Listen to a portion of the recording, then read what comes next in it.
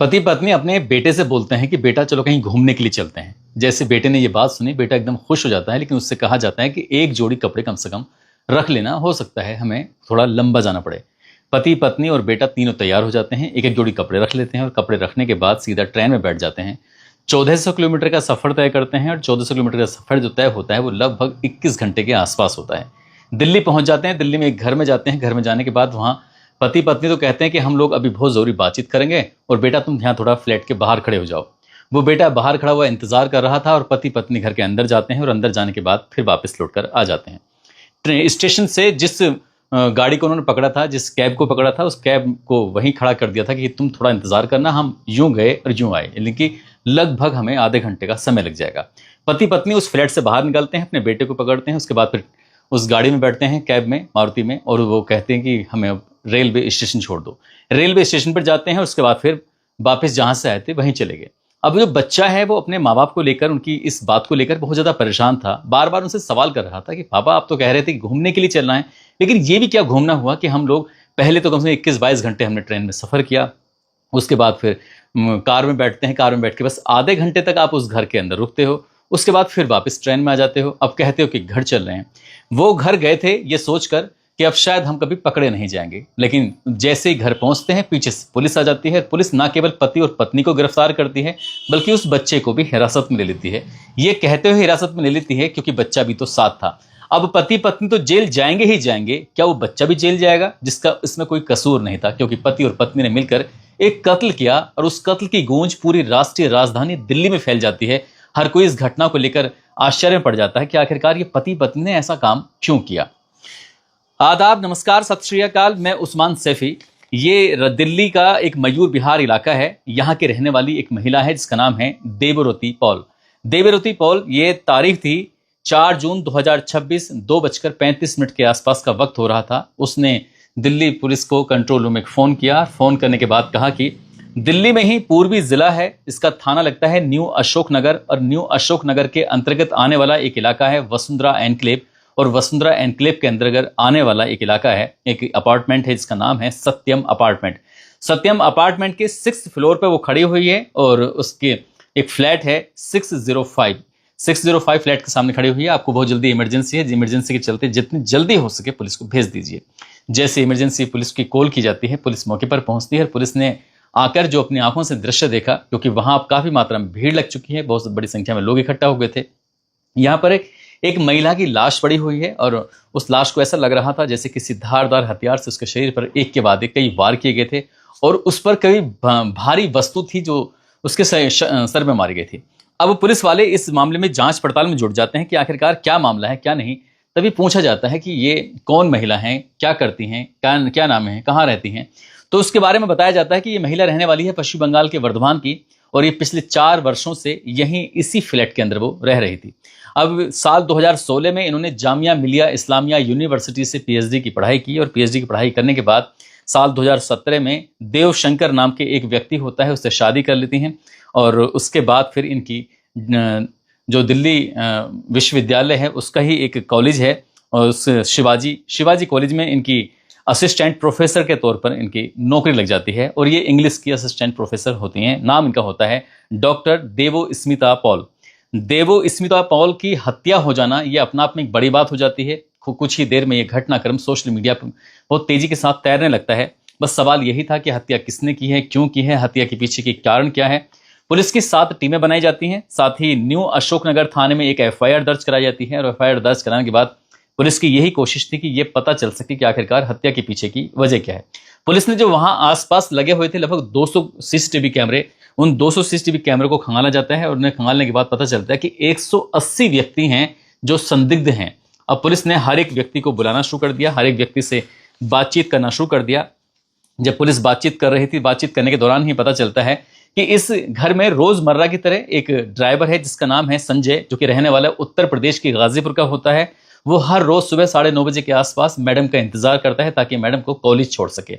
Madam का इंतजार करता है। उसने 3 जून 2026 को सुबह 9:30 बजे के आसपास मैडम को लेके जाता है, और दोपहर 12:30 बजे के आसपास मैडम को यहाँ छोड़ देता है। दोपहर में जब वो छोड़ा था उसी वक्त मैडम ने अपनी माँ से भी बातचीत की थी, और माँ से बातचीत करने के लिए उनके पूछा गया था कि तुम्हें कौन कौन सी दवाइयों की जरूरत है, इसलिए माँ को दवाइयां भेज दी जाती हैं और डिलीवरी बॉय आता है और जो उसको सामान दिया जाता है वो लेकर वहां से चला जाता है। इसके बाद शाम के 6 बजे के आसपास जो उनकी घरेलू नौकरानी होती है उसको बुलाया जाता है। जब वो घर पर आती है तो पुलिस वाले उससे पूछ रहे थे कि तुमने क्या देखा। वो कहती है कि साहब शाम 6 बजे उसका रोजमर्रा का एक टाइम है, वो आती है, लेकिन फ्लैट का बाहर से ताला लगा हुआ था और मैंने कोशिश की, लेकिन वहां पर जब मैंने नंबर मिलाया तो नंबर घंटी जा रही है लेकिन कोई रेस्पॉन्स नहीं आ रहा था, तो वो यहाँ से वापस चली जाती है। इसके बाद एक प्लम्बर आता है इसी फ्लैट में और प्लम्बर आने के बाद वो भी चला जाता है, क्योंकि वो भी यही बात कहता है जो एक घरेलू नौकरानी कहती है कि फ्लैट का बाहर से ताला लगा हुआ था, जिसकी वजह से वो एक इंतजार करता है, कोशिश करता है, उसके बाद यहाँ से चला जाता है। अब अगली तारीख आती है 4 जून 2026 की सुबह लगभग 9:30 बजे के आसपास का वक्त हो रहा था। वही नौकर जिन्हें वही ड्राइवर जिसका नाम संजय होता है, जो कि गाजीपुर का रहने वाला होता है, फिर दोबारा से आता है। मैडम का इंतजार कर रहा था, गाड़ी खड़ी हुई थी, बार बार फोन कर रहा था। कई बार फोन करने के बावजूद भी मैडम का कॉल रिसीव नहीं हो रहा था। इसके बाद वो 6 फ्लोर पर पहुंचता है, उनके फ्लैट के सामने देखता है तो फ्लैट पर उनका ताला लगा हुआ था। अब यहां से थोड़ा इंतजार करने के बाद, कम से कम आधा घंटा वेट करने के बाद वो थोड़ा परेशान हो जाता है, सोचने पर मजबूर हो जाता है मैडम ऐसे तो कहीं जाती नहीं है। तभी जो उनकी बहन होती हैं, जो मयूर विहार में रहती हैं, देवरती पॉल जिनका नाम होता है, फिर वो उनको कॉल करता है। उनको कॉल करके कहता है कि दीदी, जो छोटी दीदी हैं उनका कॉल नहीं उठ रहा है, मैं बहुत देर से परेशान हूं। इसके बाद उनकी जो बहन है बड़ी वाली, मयूर विहार से सीधा न्यू अशोक नगर पहुंच जाती हैं। और वहां जाने के बाद उसी अपार्टमेंट में जब वहां आसपास के लोग होते हैं और इस सोसाइटी के जो जिम्मेदार पर्सन है उनको बुलाया जाता है, उनके सामने ही उस फ्लैट का ताला तुड़वाया जाता है। और जैसे ताला टूटता है, ताला टूटने के बाद पता चलता है कि जो उनकी छोटी बहन है, जो दिल्ली यूनिवर्सिटी में प्रोफेसर है, असिस्टेंट प्रोफेसर, उनकी लाश पड़ी हुई है। और ऐसा लग रहा था जैसे भारी वस्तु सर में मारी है और लगातार उनके पास ताबड़तोड़ धारदार हथियारों से वार किए गए थे। वो खून से लथपथ पड़ी हुई थी। पुलिस मौके पर आती है, शव को कब्जे में लेकर पोस्टमार्टम के लिए भेज दिया जाता है। पुलिस जांच पड़ताल में जुटी हुई थी और पुलिस ने जांच पड़ताल करने के बाद पाया कि 180 जो संदिग्ध लोग थे उनकी जो पूछताछ की जाती है तो 180 में से 176 लोगों को क्लीन चिट दे दी जाती है, यानी कि उनकी पहचान हो जाती है। उनसे जो बातचीत की जाती है उन्होंने बिल्कुल सही सही बातों का जवाब दिया। लेकिन 4 लोग ऐसे थे जो संदिग्ध थे।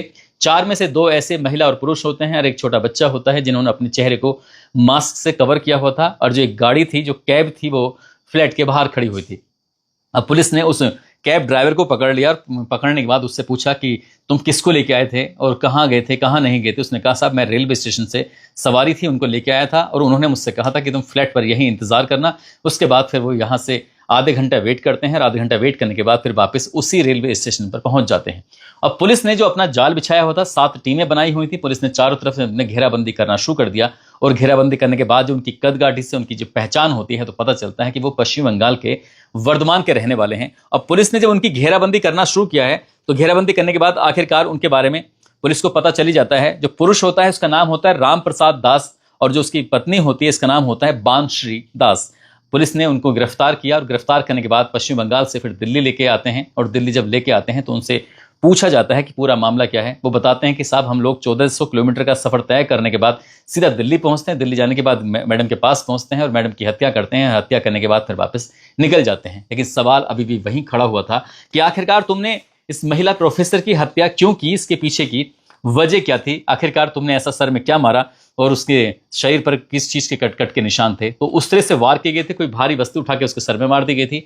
लेकिन उनके पीछे हत्या की जो वजह थी वो वजह बताई जाती है कि जो महिला प्रोफेसर है उसको अपने नाना की जो पैतृक संपत्ति थी वो संपत्ति गिफ्ट में मिल जाती है, जिसकी कीमत कई करोड़ रुपए बताई जाती है। साल 2023 में ये जो पति पत्नी होते हैं राम प्रसाद दास और उनकी पत्नी वानश्री दास, ये दोनों किराए पर उस घर में रह रहे थे। साल 2023 से वहां आराम से रह रहे थे। लेकिन इसी बीच में इनको जो प्रोफेसर होते हैं उनको एक नोटिस जारी करती हैं। नोटिस जारी करके कहती हैं कि अब ये मकान इसे खाली कर दो, क्योंकि मुझे कुछ इसमें काम कराना है। कोई भी बहाना उन्होंने ले दिया था, लेकिन उनकी मेन मकसद यही था कि ये वो इस मकान को खाली कराना चाहते थे। लेकिन पति और पत्नी इस मकान को खाली करना नहीं चाहते थे।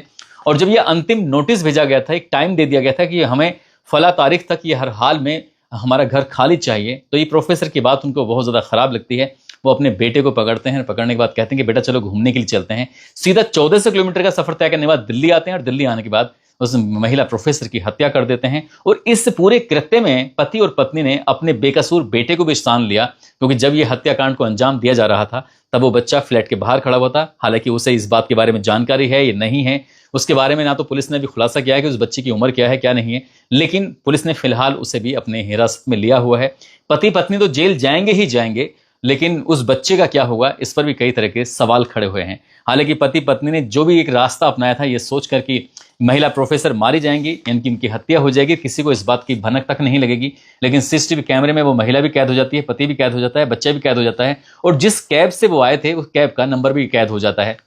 जैसे ही नंबर कैब होता है, उस गाड़ी को जो उन्होंने हायर किया था, यानी कि यहाँ लेके जो आए थे, तो एक एप्लीकेशन के माध्यम से किया था, और इस एप्लीकेशन के माध्यम से ही पता चल जाता है कि उन्होंने किस नंबर का इस्तेमाल किया, और उनकी कदकाठी और नंबर से सीधा पश्चिम बंगाल मैच करता है और बर्धमान मैच करता है, उनके किराएदार मैच करते हैं, और पुलिस ने गिरफ्तार करके अब आगे की कार्रवाई में जुट गई है। दोस्तों, इस पूरे घटनाक्रम को सुनाने का उद्देश्य